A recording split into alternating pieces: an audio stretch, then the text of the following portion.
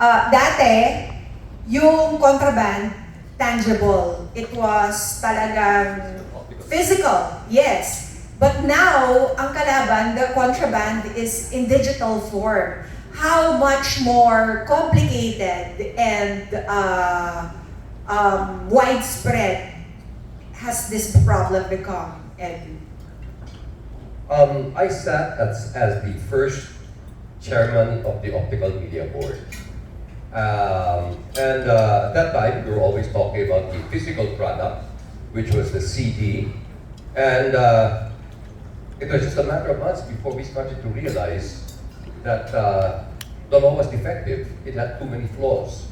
And we had already informed our legislators that we felt that there should be immediate amendments to the law, or at least to be considered, because technology was just going much too fast.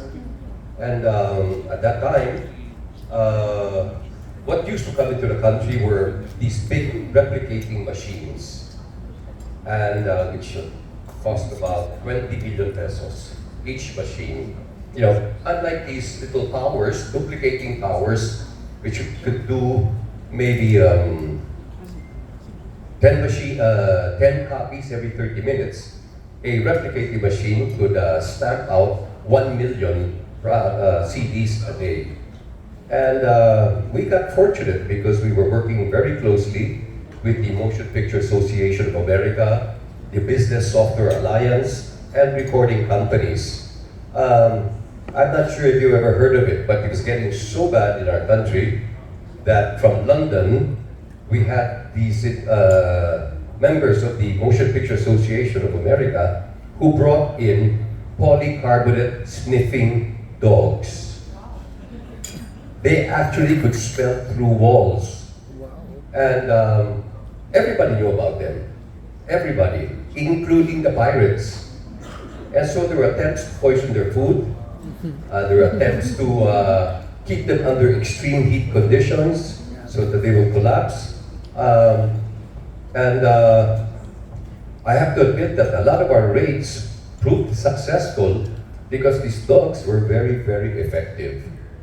But after we did the replicating machines, tried to kick out as many as we could, also in coordination with the Bureau of Customs, now we started seeing the USBs,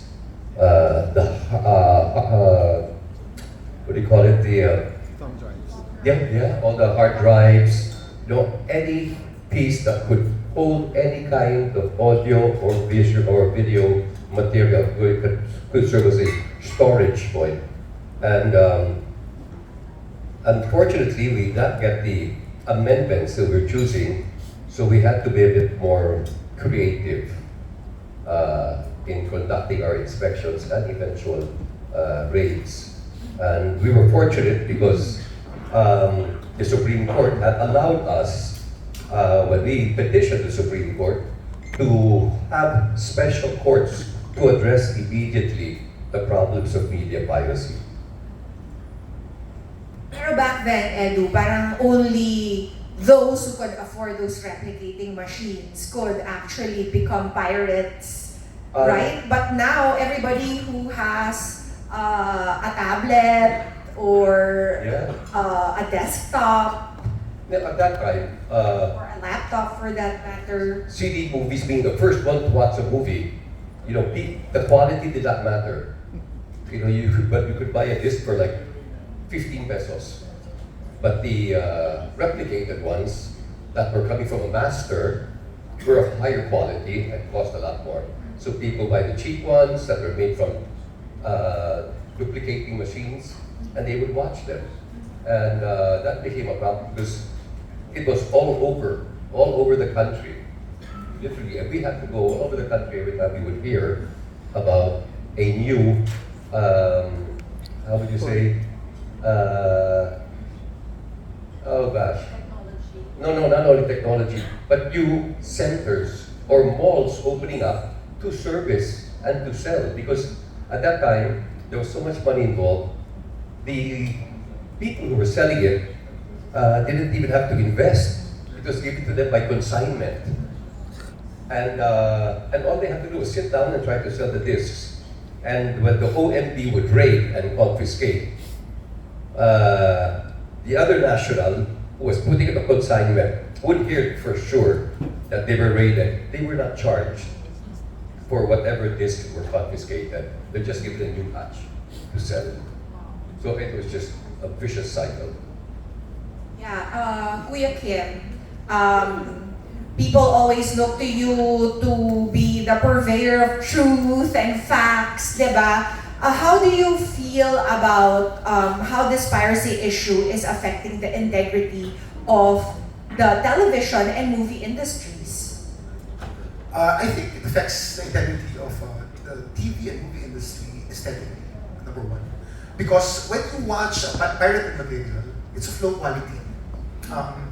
Mas pixelized, interrupted, at pangit, compared to one that's taken from a legal side.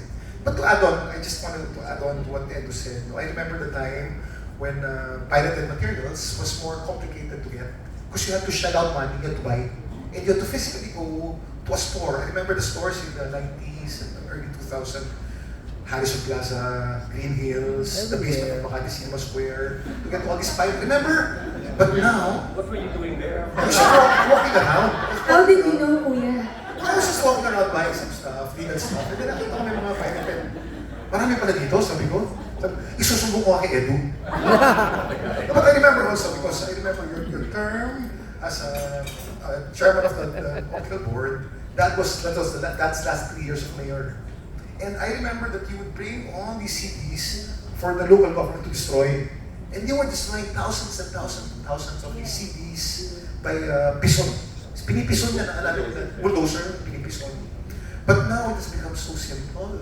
You don't even have to shell out money, everything's free. And everything is just a click of the button. You just press and then you're there. But again, what you get is not a bad quality material. At the same time, if you look at the business model, I think, Doctor, you talked about it a while ago. Legal streaming sites, the business model is simple. It's sponsorship or subscription. How do they make money if you get them for free? It's simple. They're criminals. Because there are no advertisements. If ever there are advertisements in these illegal sites, the advertisements for porn or for illegal gambling. Or if ever there's a legitimate advertisement, it's probably fake. And of course, there are viruses, there are malware, there are Trojan viruses that they put in your phone. Like 70%, a study was made that 70% of Filipinos actually use these illegal streaming sites. And every year, just last year, just 53%. This year, it's 70%. And as more and more Filipinos access these illegal streaming sites, scamming is getting more and more and more and more rampant. They go hand in hand. So that's how the integrity suffers, aesthetically and morally. And it's a big loss of revenue. In 2022, 781 million in revenue was lost due to online video piracy. And in 2018, 47% decline in box office sales. So talagang grabe talaga the figures. As an actress, Shaina, you've been everywhere, you've graced international stages. How is the impact or the perception of people abroad towards this problem that we're having? Well, direct impact yun eh. It's really a significant threat, piracy. Kasi, let's say, I have been fortunate to attend mga international festivals po, and mayabang kong sinasabi that Filipinos, kaya natin eh. We just need opportunities, we just need vehicles and the right projects, diba? But at the end of the day, kumbaga, kami pong workers, show business is business at the end of the day. And if walang return of investment sa ating mga producers, they won't be investing in our work anymore, and our talent anymore, di ba? Hindi sila ma-encourage to actually train emerging filmmakers, putting up production houses na again kaya because number one, it's actually cheaper to film in the Philippines. Lagi ko rin niyayabang na maganda ang Pilipinas. We have beautiful locations. But how is that even going to happen if walang mag-i-invest? Right? So at the end of the day, yun po yung pinaka-problema namin. Kapag walang pera, syempre wala rin tayong output. And that, of course, limits the Filipinos to reach the global stage, the global cinema, na kaya-kaya naman sana natin. Because of this piracy problem, Shaina, you yourself, have you experienced like a decline in maybe projects that you're being offered? Or the quality of the same? Well, ang dream natin is to be able to give jobs to Filipinos, di ba? Pero ngayon, ang dami-daming problema ng industry. It's always about cost cutting, or let's say, you as an artist, or as a creative, as a director, as a storyteller, as a writer, as an editor, as a sound mixer, you are actually doing ways to improve your craft, di ba? But nothing in life is free. Kayo po ba willing kayo magtrabaho ng hindi magandang bayad? Mai-inspire ba kayo to put your work out there if you're not being supported? Ako kasi I've grown up in this industry, and I guess is it a sad fact na baka isa po ko sa mga huling napalaki ng industriya nito, because right now, nag-iiba rin ang viewing habits ng mga Pilipino. They're not even watching free TV anymore. Or again, they're accessing our work illegally. So yun po, without people realizing, without the consumers realizing, they're actually contributing to the death of this industry. Here are more staggering figures. In 2020, the MMFF, the Metro Manila Film Festival, posted a gross revenue of, in 2019, they posted gross revenue of 995 million. By 2020, it was down to 30 million. And then in 2018, it was 1.60 billion. So grabe yung decline, di ba? In just a matter of a couple or 3 years. So, Edu, I mean, for actors, surely it's felt, but what about, you know, the people behind the scenes? I would like to also share that I was the president of the Actors Guild for 4 years. So at that time we had registered members of 12,000, and we were producing films. When I say registered members, this is only exclusively actors and talents, even people who are behind the scenes, but none of the skilled labor. But from the 12, we only had 3, and at that time, during, I'd like to say, one of the greatest times of Philippine cinema, they were producing over 250 films a year. Over 250 films a year. And I think Mr. Nestor Cuartero would agree to that. We had that, and it was totally unspoken before that there will only be 1 or 2 films that will go up against each other every Wednesday.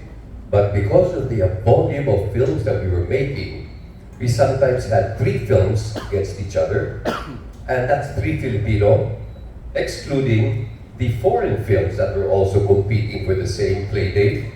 And on a rare occasion, we had 4 Filipino films. It's just that was how much work was going around for all of these. And these will now include like directors, cameramen, assistants, gaffers, screenwriters. We had 200 plus films a year. And the moment piracy got its grip on Philippine cinema, we were down to less than 30 a year. And of that 30, maybe a good 10, we're not at the quality that we're used to, or we should be given. We had the Pito Pito films that were being made in 7 days, which painted a very different picture about Philippine cinema. I had all these people who were relying on me to help them get work. We couldn't get them work. So we ended up having to try to provide other opportunities to give them better skills. So I had to go to the social security system to allow them to become members, because they didn't want social security system, they don't want to accept them as members because their income was inconsistent. But we struck a deal, and then we were able to get some scholarships for their children who they could no longer bring to school. So thank God there's a De La Salle University, and by the way, a great school in one of the great schools in this country. Agree. Annual La Salle. It was free, free, and they also had adult night high school for those who never had a chance to finish high school. We were able to put people in high school and eventually college, and some were able to open up businesses. And we were able to get them homes, courtesy of the Robinsons Group, all the way out in Antipolo. But it was a tough time because we could not find work for all of these 9,000 unemployed people in our industry. So we saw the direct effect. And sad to say, they would now show up in the office or wait in the office every day and asking for a buck or two just to be able to ride the day. So if you're asking how bad it was, to this day, I have to say that the industry has not recovered. Yeah, we were talking a little bit about this, Kuya Kim, about the ripple effect on lesser seen members of our industry. And you were saying about how, like, for some actors, you know, they can easily survive and maybe find something else to do. But for some of the members of our industry, this is all they have. Correct, Tina. You were talking about the pyramid, no? Humility aside, but us on-cam talents and Shaina, Kuya, we're the highest paid in the pyramid. But a lot of people under us are totally dependent on salary. For instance, I was doing a TV show in ABS-CBN, my own network, Magdayao, that was on for about 16 years. And we lost the show because we lost the franchise. So I was jobless for a while, but GMA7 adopted me, and now I'm flourishing in GMA7. But the 27 other people under me, the scriptwriters, the researchers, technical people, and everyone else ended up jobless. So I'm able to cope, we are able to cope. But these people under us in the lower level of the pyramid find it so difficult to cope, especially nowadays. So the TV industry, the movie industry has to survive for all these people who are so dependent for their livelihood. And how do they pivot? If they've been doing this all their lives and then all of a sudden, us pa naman, di ba, we're talent, di ba? We don't have like pensions or we're not regular employees. With no royalties, exactly. We don't have medical insurance. The minute like a family member has to go to the hospital, we just all we can do really is dig into the savings that we have.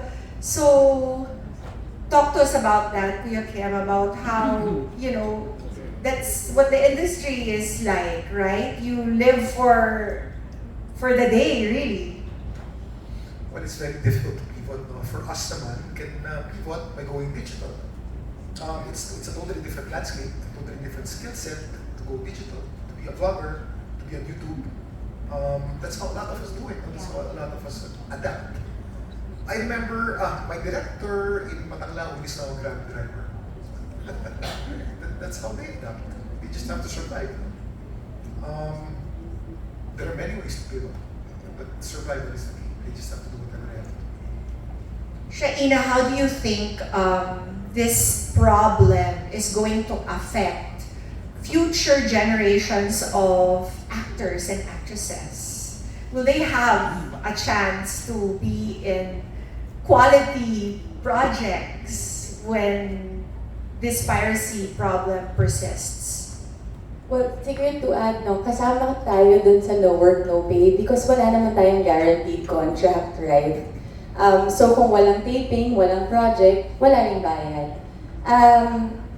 And also, from my experience, kasi I was able to work for an international series, yung taping structure pa lang, yung production structure pa lang, it's totally different already. Why? Because of budget. Like let's say, an American series, they will have a budget for an episode. Pero 8 days po nilang pagtatrabahuhan yun.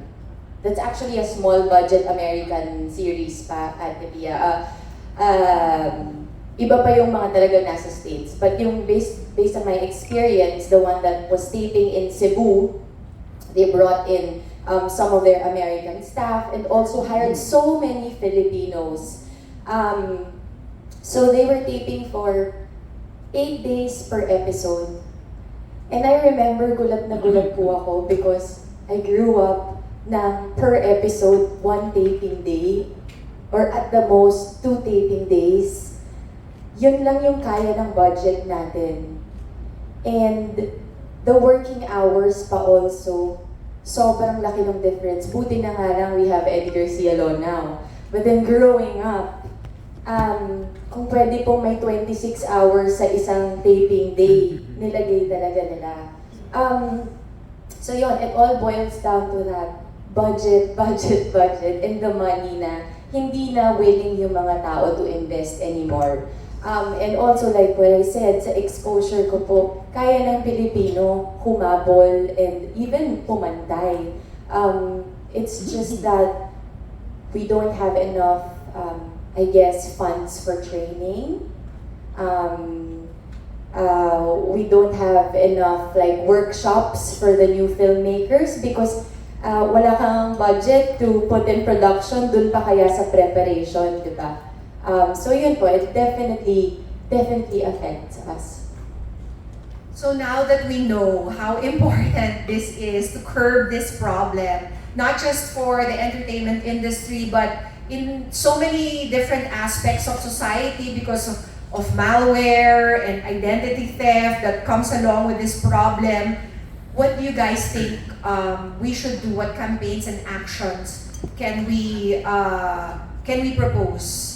First, Edu, for the people in our industry. Why don't we ask the older one first? Wait, Edu, I'd like to say that the biggest star that I worked with when I was starting out on television was Manzano. That's not necessary. The first season of Magang Kaigandanon, I'm sorry, it's not necessary. 15 years ago. No, I worked with Shaina when she was 4 years old. Correct. Oh, then Tanging Yaman. Tanging Yaman, napanood niyo po ba yun? You know, I would like to think that if when we had the optical media board, we were very successful. I would like to say is because we had the help of stakeholders. You know, the Business Software Alliance. We had local industry. We had the recording companies. We had the Motion Picture Association of America. I mean, these are big companies who were also getting affected by the piracy situation. The Filipino loves movies. You know, they can stay home and they can binge on 3, 4, 5 films. So, you know, having access to a place that sells all of these products, even if they're not of the superior quality, they'll take it. Just so they at home can sit down. Nobody wants to go out and eat because it's too expensive. You go to a theater now, which entails riding on public transportation, you have to bring your kids because you can't keep them home. Then you have to pay for the movie, which is costing a few hundreds of pesos. Then you have to take them out for a snack, and then you have to go back with public transportation. By the end of the day, you've spent quite a bit of money. But if you had access to things are pirated, You're just sitting home and buy a couple of bags of noodles and you're on your way. But right now, the way it's going, it's got to be that I personally feel that we need legislation. We have to pressure our people in Congress, in the Senate, and let them realize that these laws have become flawed soon after they pass it because technology is developing at an amazing pace. And even if they say that, yes, okay, we'll pass legislation, but there have to be penal clauses. There has to be a price to be paid because, first of all, some of these people don't even work here. They just import the product into the Philippines, and sometimes with our loose borders, it's very hard to patrol the coastline of the Philippines because we've seen it all over. And aside from our legislation, I've always been an advocate of having special courts. You know, special courts to address drugs, special courts to address piracy. You know, special courts because they're just, you know, if they just have to go through the gauntlet of having their cases piled up in court. You know, lawyers will use all kinds of tricks to ensure that it goes on and on and on, and afterwards ask for it to be dropped because of an inordinate delay. That's the problem we have with some of those we filed cases against. It went on for 2, 3, 4 years. And when you ask the opposing counsel for the plaintiff would just say, for the respondent would say, there's an inordinate delay of our courts. So the judge would say, yes, it's true. Case dismissed. So after all those years and working to and using all our funds to make sure that we brought down a big fish, only see them released through judicial and technical manipulation. So I firmly believe there's got to be there's a need for all the stakeholders to put their foot down, to let their voice be heard, and put together a great plan. Kuya Kim, paano natin masisimplify for our public yung dangers that this presents? Because like you said earlier, it's not just about the industry dying, it's also every time you download, there's malware that could affect like their computer systems that could rob them of data. Paano natin ito mai-impress to the greater public? When, di ba, all they want really is to be entertained for just a few minutes. Thank you, Pia. I'd like to thank my home network, GMA 7, because I was sworn in as the anti-piracy ambassador a few days ago. And I've been blessed with the TV equity of being able to explain complex things simply. What is cyber security? Ano naman ang cyber security galing sa dalawang salita ng cyber security? Ang cyber naman ay galing sa cybernautics, isang salita na ginawa ng 1970s, na ibig sabihin na ang tao na nakikipag-usap sa makina ng cybernautics. Yan ang dapat na naman. And something simple, and something relatable, and something amusing. We have to be able to communicate to Gen Z and millennials technical terms in ways that they can understand. And that's what GMA is going to do. That's what we're going to do together. So, that way. Shaina, baka you want to give you have a zillion fans. Maybe you want to take this opportunity to talk to them, to help spread the word about the dangers of piracy. Well, ate, no, I'm still living and breathing in this industry. But I also understand and respect the fact na I have to adapt. Na yung mga viewing habits of our audiences are changing. Yung attention span nila, kumukonti, umiikli. It's actually a struggle for us to be able to tell a story in 10 minutes, 12 minutes. Imbes na parang before full-length film, now you have to convert it into a shorter format. So it makes it harder, if not even impossible, for us to be able to tell a good story. But also, siguro we have to like cultivate like respect for the industry and for the films. How siguro we have to educate the younger generation, and also right now I'm working with an international festival na nangyayari po dito sa bansa natin. So I guess exposure is actually what we need also. Yung mga tao, they got tired of going to the cinemas.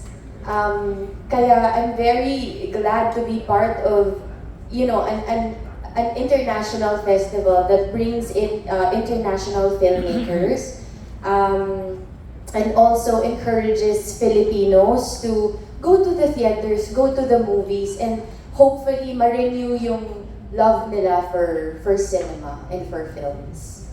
Q Cinema. Yes po. Shameless plug na lang po.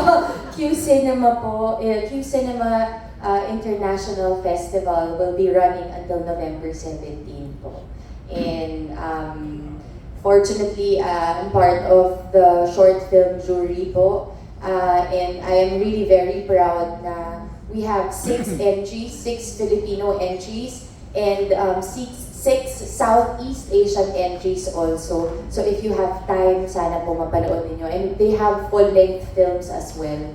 I'm actually very impressed with how they mounted the international festival, because I've been meeting people from the Spanish Embassy, Italian Embassy, because they were able to bring in Italian and Spanish films. So yun po, sana we get to, you know, share this love for cinema sa mga kasama natin sa bahay, sa pamilya natin, pati na rin po sa mas lalo na itong younger generation. You are the face of Q Cinema. Yes. Opo.